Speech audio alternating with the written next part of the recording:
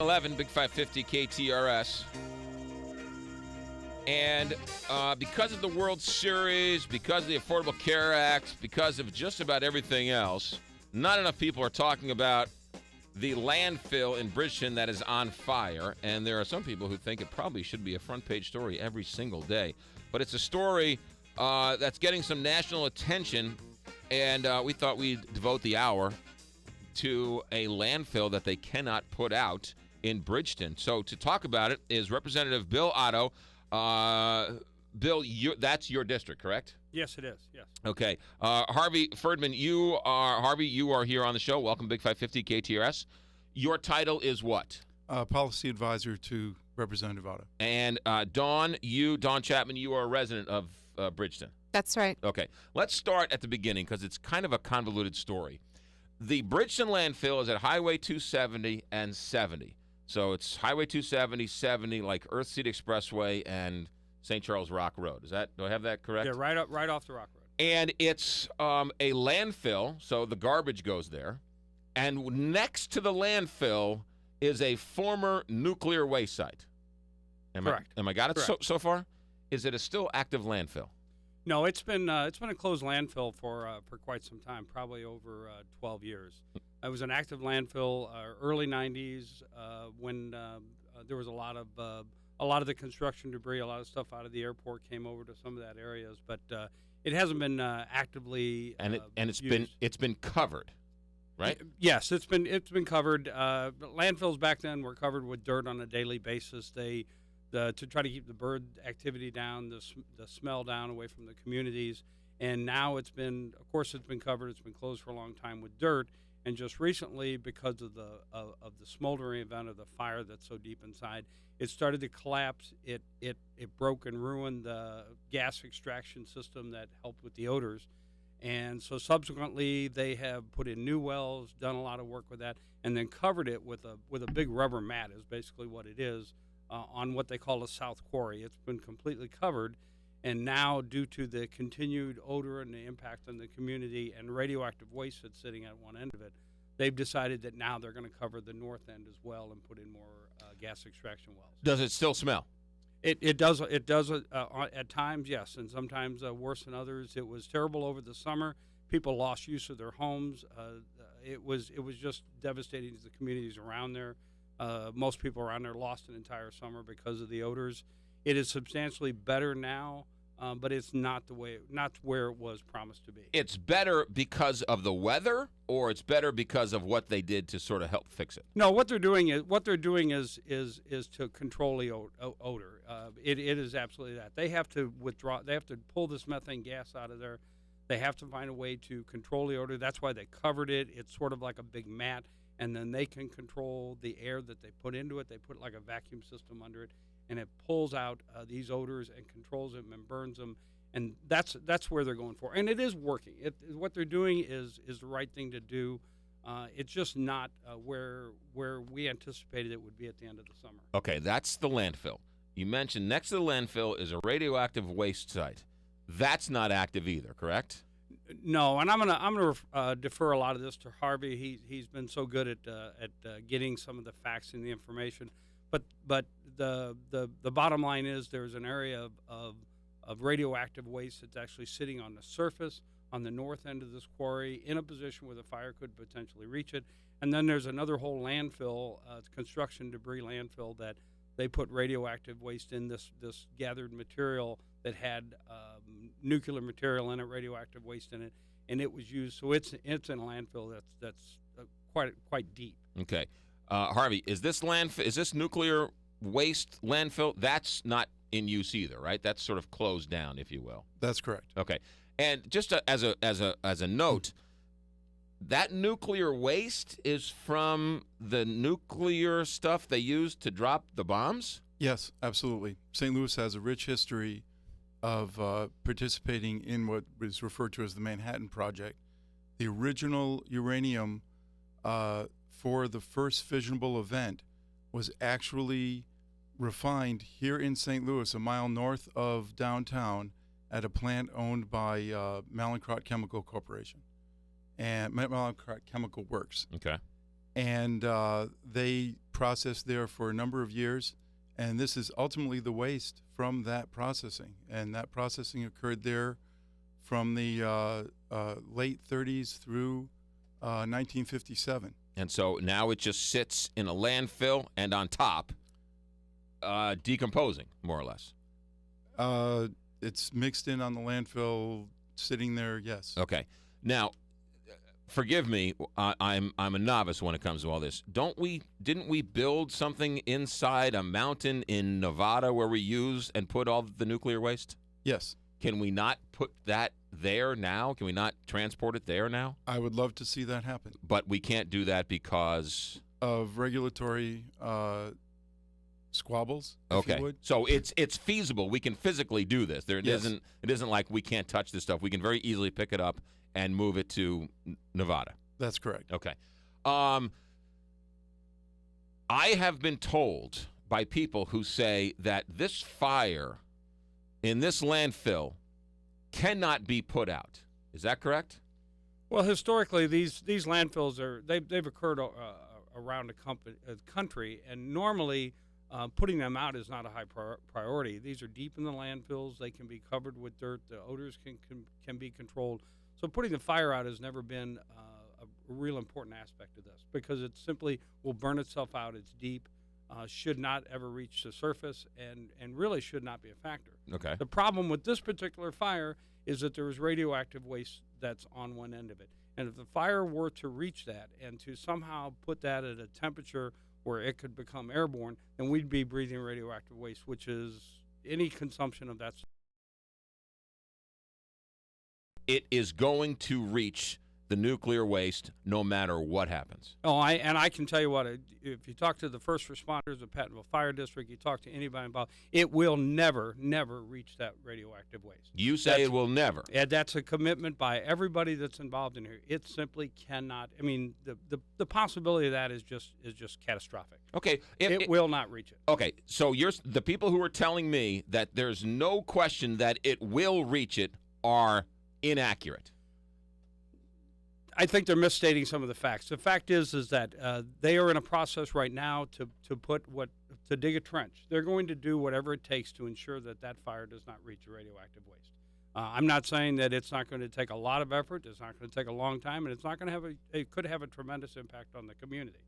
But the pure facts of this is this is just one of those things that cannot happen. And no matter what steps or what we have to do, everybody involved, from the Missouri DNR, the EPA, the local first responders, and Republic Services themselves have all committed to ensure that does not happen, no matter what steps they have to take. Harvey, do you agree with that? Yes, they are. There's a commitment to not allow it. I think the information you have may be that left unattended or uninterrupted, the fire definitely has the potential to reach the nuclear waste. So that's why you're seeing these interventions. Okay, so you're saying if nothing's done, it will get there. But you are confident, the two of you are confident, that whatever is being proposed and whatever they are going to do will be enough to keep this smoldering fire from this nuclear waste. This particular fire, yes. Okay. And I'm picking my words carefully. Okay. I'm going to give you the floor. What do you mean by that? Well, what we have here is an event called the subsurface smoldering event, or a heating event. These happen fairly numerically frequently, but statistically they're uncommon to happen in landfills. And they can happen spontaneously. One of the concerns that we have that we're looking at very closely is the possibility of one of these spontaneously starting within the nuclear waste material that's buried there, because it is mixed with other types of municipal garbage. So these nuclear canisters waste, are interspersed with dirty diapers and milk containers and old sinks. According to the dump records, yes. And that's one of the issues that we have is we're urging DNR and Department of Natural Resources and the EPA to fully characterize all of the soils and do the soil borings, looking for what is really there, what municipal waste is really there, to really truly identify the potential for these spontaneous events to happen there. We found records of flammables being mixed in there. We found records of waste from Olin, the munitions waste being so we placed didn't into that take area. care of nuclear waste the way we take care of nuclear waste today. Oh no! Is What happened historically was, as Bill said,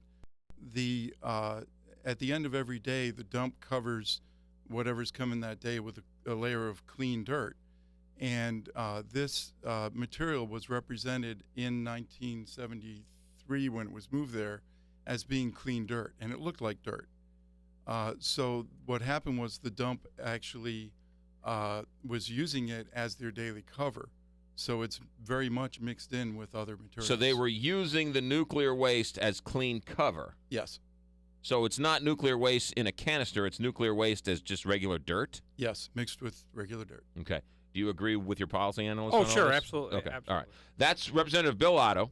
That's Harvey Ferdman, and Resident Dawn Chapman is with us. We're talking about the smoldering landfill in Bridgeton. We're going to come back, talk more about this here in a moment. 9:23 here on Fire. The West Lake Landfill. Representative Bill Otto represents the area. Harvey Ferdman is his policy analyst, and the resident Dawn Chapman. We'll get to her in a second. So, for those just joining us, the landfill is on fire. Representative Bill Otto, you've been told that there are procedures in place that this current fire will never get to the nuclear waste. Harvey, you've said that that's not your biggest concern. Your biggest concern is an instantaneous fire that will start naturally because this nuclear waste was interspersed with regular garbage, correct? Well, yeah, they can start spontaneously in any garbage Right. Landfill. Why can't they, or have you been asked, or I guess my question is, what do you want to happen? What's your goal here, Representative Bill Otto? What would you like to see if you could wave a magic wand? The absolute goal here is to remove the radioactive waste from the middle of a metropolitan area, that no matter what they do with this landfill fire, no matter what they do to mitigate the impact of the landfill, this nuclear waste has sat there for 40 years and will continue to sit there. It needs to be removed, remediated, put somewhere where it does not continue to pose a danger to the community. Who are you telling that to? The EPA, it's very clear. It's very clear the EPA controls, has authority over the radioactive waste, over those portions of this landfill. The state of Missouri regulates landfills. The Attorney General filed a lawsuit against the Republic to ensure them that the smell and the odors and the gases that are out there does not continue to affect the neighborhood. But no matter what we do with the fire, no matter whether we dig a trench, no matter what we put this community through, when it's all said and done, if that radioactive waste continues to sit there, we will deal with this again. Okay, so you've asked the EPA to get rid of the waste. Yes, I came out publicly several months ago. One of really the first elected officials, I guess you'd put it, that came out and said, enough is enough. Why put the community through the digging of a trench that is 1,000-foot long, 50-foot deep, and 40-foot wide? Why dig into this when frankly, and this may be a very simplistic way to put it, but get in there and move the radioactive waste. Get it out of harm's way, and then get the community out of harm's way. Okay, so it's not a Nixon question. It's not a Dooley question. It's not a Koster question. It's an Environmental Protection Agency question. Absolutely. They're responsible for ensuring the safety of the community in regard to this radioactive waste. The EPA needs to make a decision. They made one in 2008 and then abandoned it, decided. What was the decision they made in 2008? At the time, the way I understand it is that they had decided to cap, basically put natural and just put a cap over the radioactive waste where it sits. Okay. Both the staging area and the construction dump that they have there that has radioactive waste mixed into it. One problem with that, though, the capping itself, and it's a decision whether or not I don't personally believe in it. I don't think that's the way we should go. But we always have a potential of capping this. Besides the issues of fires and all this other stuff, eventually that will continue to seep down into our water supply, and we're going to have a problem with that. If it's not 10 years from now, it'll be 30 or 40 years. When you ask the EPA and say, we want this radioactive waste in the middle of a St. Louis metropolitan area removed, doesn't sound like it's that crazy of an idea. Hey, could you move this nuclear waste somewhere else? What do they tell you? They're still basically they're still studying it. They're still working on. Like I said, in 2008 they abandoned their decision to cap it, and we are now, after 5 years, still studying the issue. It just seems to be one of those ongoing issues that nobody seems to either willing to or able to make a decision. When you talk to Senator McCaskill and Senator Blunt about this, what do they say? Well, the officers have been very good, very responsive. Have continued to be part of the process where we're trying to get the EPA to make a decision. My hope, our decision, most of the community is pretty united in asking for this radioactive waste to be moved, to get it out. I think both senators' offices have given the EPA the leeway to make a decision without simply pressuring them into what we want, because they have the expertise, and theoretically they should make the decision that's in the best interest of the community. I'm frankly to the point where we need to make a decision. I know what's right. I think the community knows what's right. We just need to get the EPA off the dime and do something with this. Harvey, and Dawn, I haven't forgotten about you. I'm going to get to you. Harvey, how easy or hard is it, because you said it's basically dirt and it's not necessarily in canisters, how hard or easy is it for the EPA or somebody to move this radioactive waste? Well, there's been a number of studies done on that by the responsible parties. It can be done. It can be done in under extreme conditions. It can be done in less than 2 years, according to their studies. There's another proposal out to take 20 years to do it. It's dangerous to move it. There's no doubt. It's also dangerous to leave it where it is. So at some point you have to kind of pick your poison. Unfortunately, there is no magic wand here that's safe either way. Right. Because once you move it, then you disturb it and it becomes airborne? Well, there are containment structures that you can put over it to minimize that. Right. You have to transport it, and then you have the risks of accidents during transport. Because you can't separate the dirt from the regular garbage. You just have to pick it all up and then move it all, correct? You have to pick up the areas that are contaminated. Yeah. It seems to be concentrated in certain areas. Dawn Chapman, you live in Bridgeton?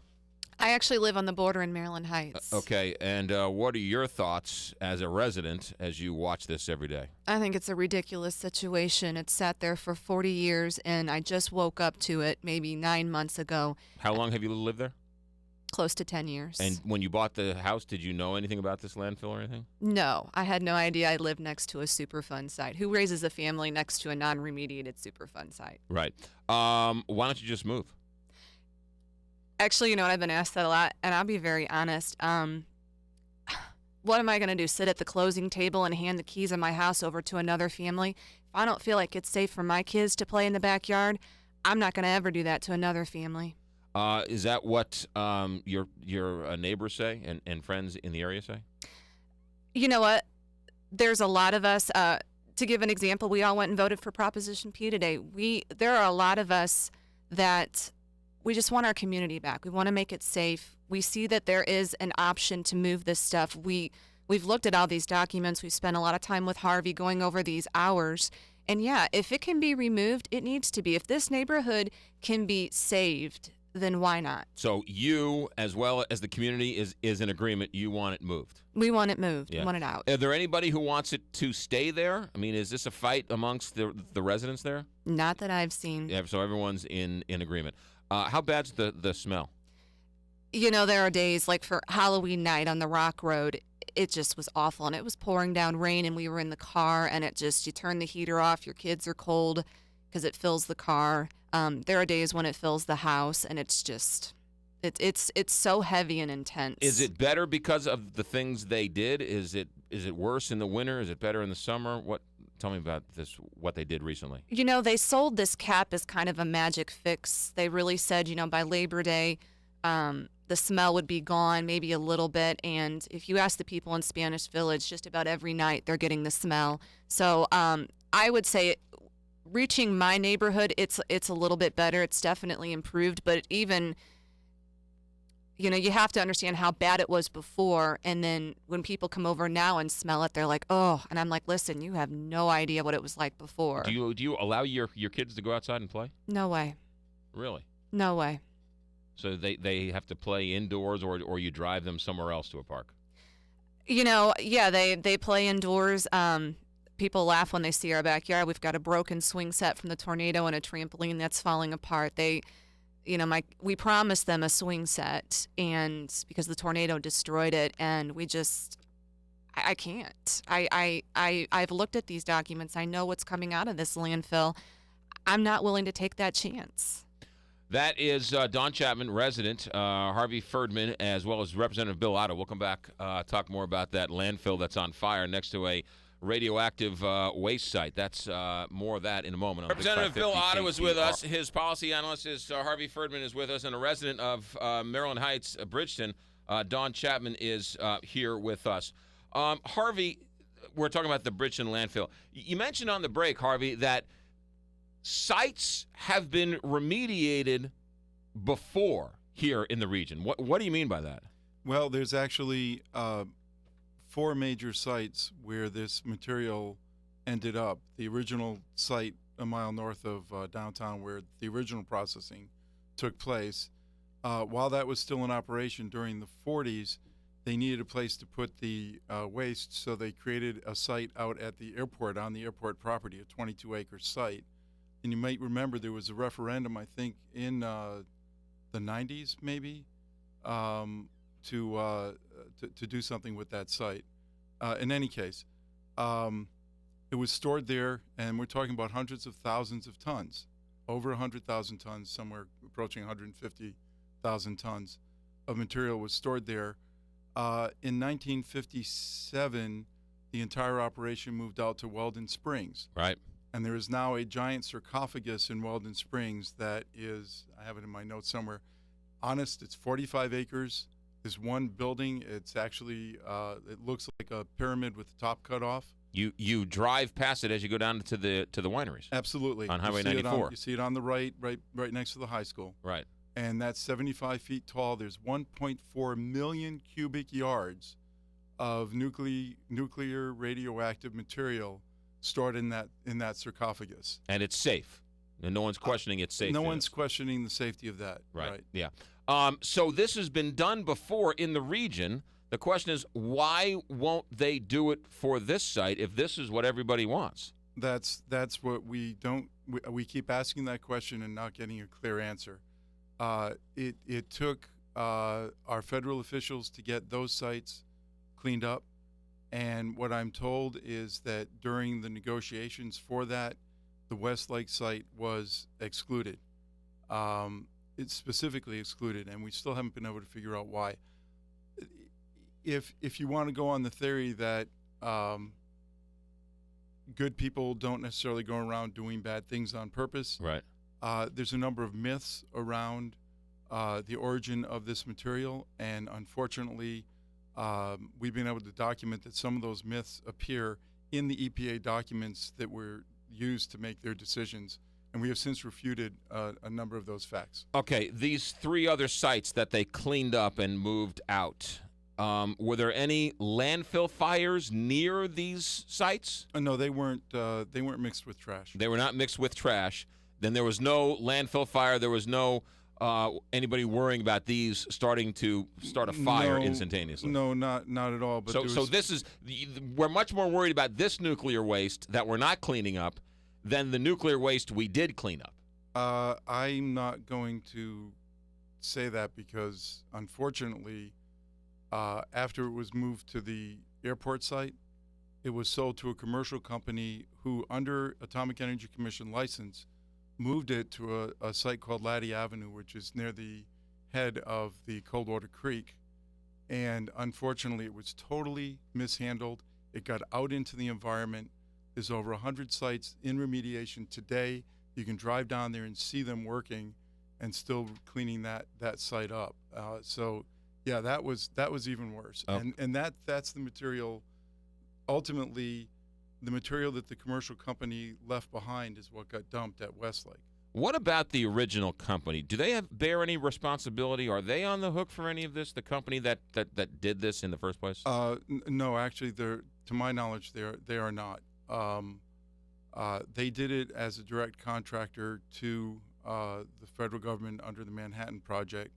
So there's a program, the formerly utilized sites remediation program known as FUSRAP, and that's all the cleanup. There's sites all across the country being cleaned up under that program. What about this Republic company that we keep hearing about? What about them? They're in charge of it now, right, or something? Yeah, Republic Services bought this particular site when they acquired, I think it's Allied Trash. This is part of a big company takeover or purchase that they did. So they sort of inherited this particular site with us. I'm not sure who knows whether they understood what they were getting into at the time. But Republic Service owns it. They're responsible at the moment. I don't believe they're completely responsible financially for the remediation of this. I think that's a shared responsibility to some extent. But capping it, maybe there's some discussion about, and this comes up quite a bit, is moving it is going to cause, is dangerous, just as Harvey had said. Whether it's more dangerous than leaving there, I would argue that all day. But there will be additional expenses, I'm certain, from moving it. This is something, I think these sites up in North County, and they're working there today. FUSRAP is in the area right now, and there are a number of folks that want to enlist their services while they're in St. Louis, get them down here and get this removed now. Once FUSRAP's out of the area, they're not sure they're going to be able to get them back. What's the estimated cost to move it out? Somewhere between $300 and $500 million. All right, last question for you here, the three of you. We were talking on the break. The mayor of Ellisville gets impeached over a Walmart coming into town, and it's front page news, and everyone's outraged. The Post has done quite a number of stories on this. We've talked about it a little bit, but it seems to me like there is a lack of interest. It seems like the people, where's the outrage that we have a fire burning next to a nuclear waste site, and it seems like nobody really cares. The outrage is on our Facebook page. We have close to 2,800 residents on there that are screaming daily. The outrage is when we call the elected officials.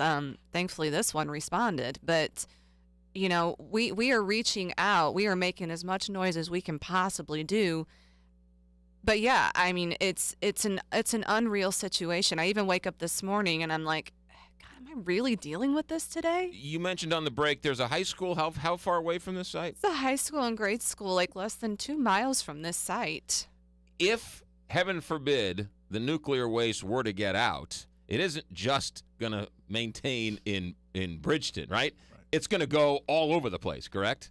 So it's going to go North County, South County, St. Charles, City, County, and those walls that we build up, nuclear waste is going to go right through them. Yep. God forbid if a lightning strike hit it and there was a small explosion and a bunch of it became airborne during a thunderstorm, who knows where it'll go. But no storms go through North St. Louis, though, so don't worry about no that. Tornadoes go ever go near this site either, despite the two of them that started within 500 feet. We joke, but it's a real deal. We got about 3 minutes left. I'll give you each a minute or so to sum up. What Representative Bill Otto, will start with you. What do you want? What's the lasting thing you want people to know about this interview?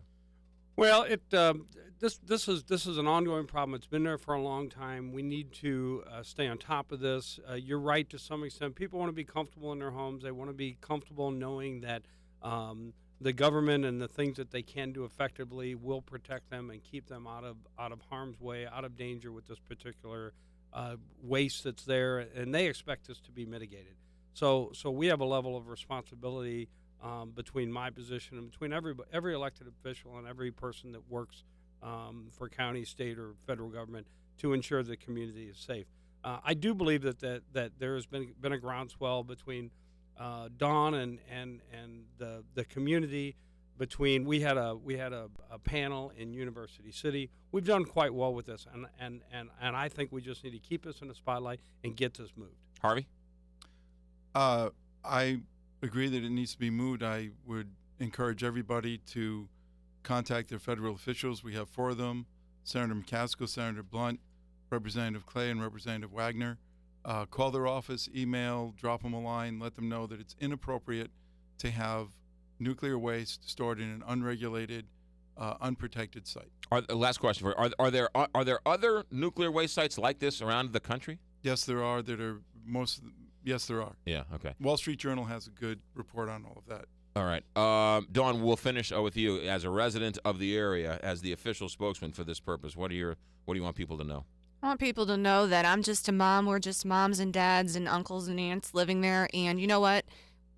We don't want our kids living 2 miles from Manhattan Project waste that's just sitting there on the surface. That would be the case even if there wasn't a fire. But you put this fire in it, it needs to be gotten out. It needs to be gotten out immediately. And you know what?